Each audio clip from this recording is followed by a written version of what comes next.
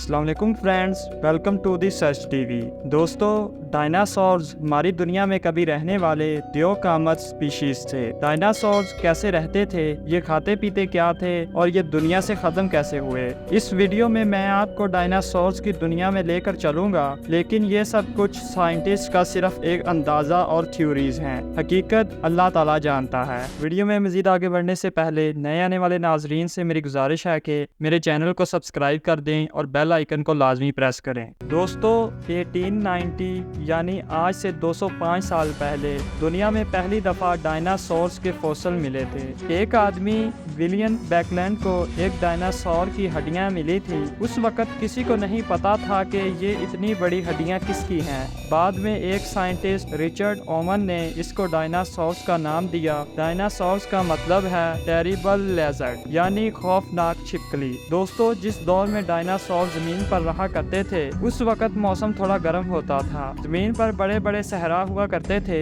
Dinosaurs مختلف قسم کے ہوتے تھے۔ اب تک 1500 طرح کے مختلف ڈائناسور دریافت ہو چکے ہیں۔ یہ زمین پر چلتے بھی تھے، ہوا میں اڑتے بھی تھے اور پانی میں تیرتے بھی تھے۔ پانی میں تیرنے والا اب تک ایک ہی ڈائناسور دریافت ہوا ہے، اس کو سپائناسورز کہتے ہیں۔ دوستو، اب تک سب سے بڑے دریافت ہونے والے ڈائناسور کی لمبائی 85 فیٹ تھی۔ اس کا وزن 65 ٹن تھا۔ پورا ممکن ہے اس سے بھی کئی بڑے ڈائناسورز ہماری دنیا میں رہتے تھے۔ ڈائناسورز زیادہ تر دریاؤں اور جھیلوں کے آس پاس جنگلات میں رہتے تھے۔ اگر بات ان کے کھانے کی جائے تو زیادہ تر ڈائناسور پتے وغیرہ کھاتے تھے، لیکن کچھ ڈائناسورز کی قسمیں چھپکلیاں، کچھوے اور انڈے بھی کھا جاتے تھے۔ دوستو، آپ کو جان کر حیرت ہوگی کہ کچھ ڈائناسورز تو ایسے بھی تھے جو دوسرے ڈائناسورز یعنی اپنے ہی ساتھیوں کو کھا کر اپنی بھوک مٹاتے تھے۔ یہ کچھ دن کے وقفے سے پانی پیا کرتے تھے، زیادہ تر کسی دریا سے۔ دوستو،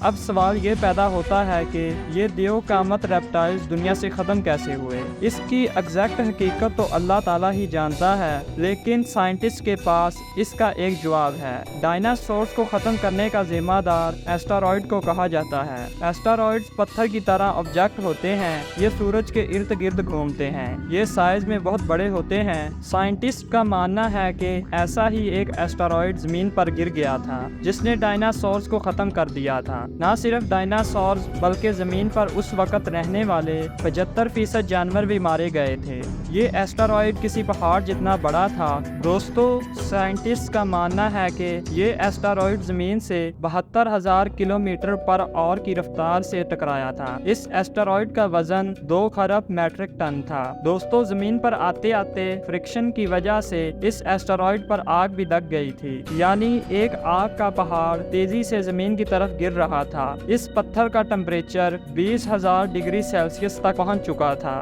آج جہاں میکسیکو موجود ہے، یہ ایسٹرائڈ اسی جگہ بڑھ رہا تھا۔ دوستو، کہتے ہیں کہ اس ایسٹرائڈ سے اتنی زیادہ روشنی نکل رہی تھی کہ زمین پر موجود ڈائناسورز کے جسم اندر سے نظر آنا شروع ہو گئے تھے۔ یہ ایسٹرائڈ زمین سے ٹکرا گیا۔ اس کا امپیکٹ اتنا زیادہ تھا کہ آپ حیران رہ جائیں گے۔ امریکہ نے جاپان پر جو ایٹم بمز گرائے تھے، اس ایسٹرائڈ کا امپیکٹ ان ایٹم بم سے بھی 1 ارب گنا زیادہ تھا۔ یہ ایسٹرائڈ گلف آف میکسیکو کے اس حصے پر جا گرا جہاں پانی بہت کم تھا۔ کچھ ہی سیکنڈز میں یہ ایسٹرائڈ ٹوٹ پھوٹ کر ہوا میں پھیلنا شروع ہو گیا۔ دوستو، جہاں یہ ایسٹرائڈ ٹکرایا تھا وہاں سے 800 کلومیٹر کے ریڈیس تک زمین کا ٹمپریچر 300 ڈگری سیلسیس تک پہنچ چکا تھا۔ اتنی ہیٹ تھی کہ سمندر سے بھی بھاپ نکلنا شروع ہو گئی اور زمین میں جگہ جگہ آگ لگ گئی۔ یہ آگ جنگلات میں بھی پھیل گئی۔ اس آگ اور اتنی گرمی میں ڈائناسورز بھاگنا شروع ہو گئے، لیکن ان کے لیے بچنا ناممکن تھا۔ اڑنے والے ڈائناسورز بھی اپنی جان نہیں بچا سکے کیونکہ آسمان سے آگ کی بارش ہو رہی تھی۔ دوستو، اس ایسٹرائڈ کے ٹکڑے ہوا کے اندر پھیل رہے تھے اور زمین پر مختلف گیسز کونے کونے میں پھیل چکی تھی۔ اس واقعے نے نہ صرف ڈائناسورز بلکہ کئی دوسرے جانوروں کو بھی ختم کر دیا تھا۔ سائنٹسٹ کو ایسے کئی ثبوت مل چکے ہیں جن سے ان کو پتہ لگا ہے کہ زمین پر ایک ایسٹرائڈ نے تباہی مچا کر ڈائناسورز کو مارا تھا۔ سائنٹسٹ کے مطابق اس واقعے کا امپیکٹ کئی سالوں تک زمین پر موجود رہا تھا۔ بہرحال دوستو، اصل حقیقت صرف اللہ تعالیٰ جانتا ہے۔ یہ صرف ایک تھیوری ہے۔ ڈائناسورز کے فوسل آج بھی دنیا کے کونے کونے سے ملتے ہیں۔ ایسے دیوقامت قسمت ریپٹائلز جو کبھی ہماری دنیا میں گھوما کرتے تھے۔ یہ تھی میری آج کی چھوٹی سی ویڈیو، امید ہے کہ آپ کو پسند آئی ہوگی۔ ویڈیو پسند آنے کی صورت میں ویڈیو کو لائک کر دیں اور چینل کو لازمی سبسکرائب کریں۔ کمنٹ سیکشن میں اپنی قیمتی رائے کا اظہار لازمی کریے۔ ملتے ہیں نیکسٹ ویڈیو میں، تب تک کے لیے خدا حافظ۔